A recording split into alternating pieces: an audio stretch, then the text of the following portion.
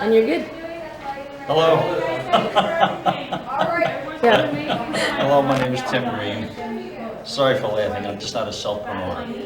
But anyway, I grew up on Long Island. I graduated high school in 1977, and in September of that year I went straight into the Army as an infantryman. I already had a contract for jump school and then the 1st Ranger Battalion at Fort Stewart, Georgia. So I served in the 1st Ranger Battalion for 2 years, and then I got sent overseas to Italy, where I served in the 1st Battalion, 509th Airborne Battalion Combat Team. From there I went to Fort Jackson, South Carolina to be a drill sergeant, and then went back to the newly activated 3rd Ranger Battalion at Fort Benning, Georgia. From there I went to Little Rock Air Force Base, Arkansas, where I was one of the original cadre for the Joint Readiness Training Center.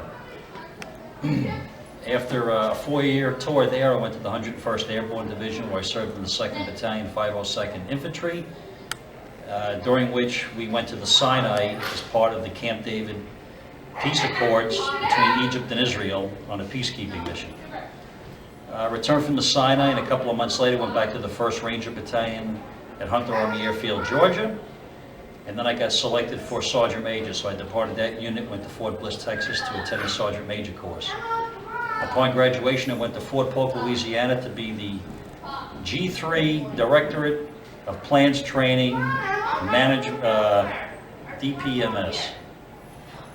Director of Plans, Training, Mobilization, and Security. A few months after that, I came out on the Command Sergeant Major list, and I went to Alaska as the Battalion Sergeant Major for the 1st Battalion, 17th Infantry Regiment.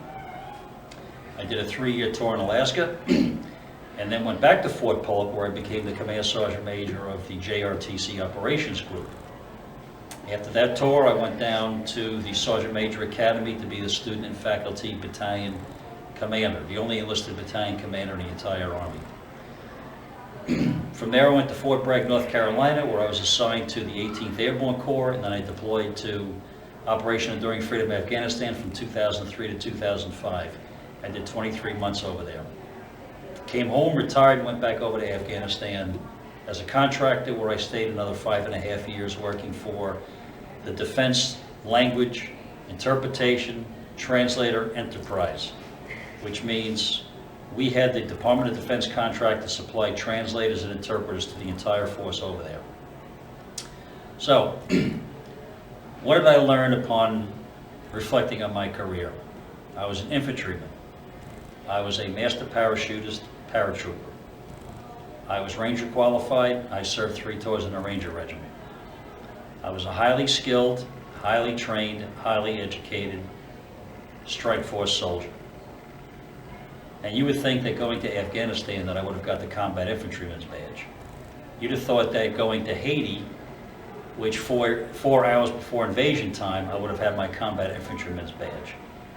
You would think that somebody who was eager to come from high school straight into active duty infantry, airborne ranger, wanted to kill things. And it's true that I did. However, how did my career turn out? I went to the Sinai on a peacekeeping mission.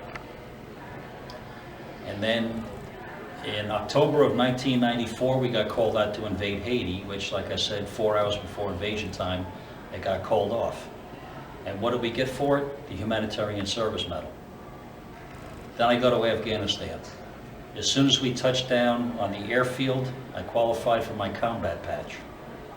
But I was the Command Sergeant Major of a Combat Support Task Force, which back in the expeditionary days of Afghanistan meant we were responsible for the growth, development, and security of Bagram Airfield.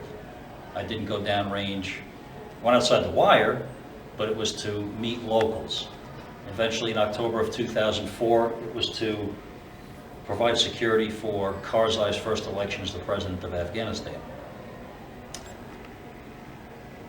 During my 2-year tour in Afghanistan, I started a program where I took little local kids and we security vetted them and we gave them badges to come onto the base.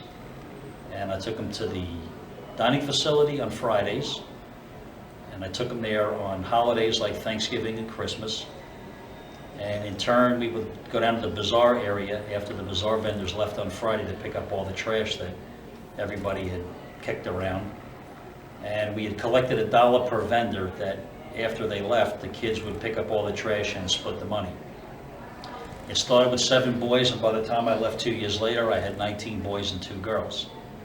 So what was the highlight of my 2-year tour in Afghanistan? Kids. So as I reflected back on my career, it dawned on me that maybe I was trained to be a bad guy killing infantry paratrooper ranger. But in reality,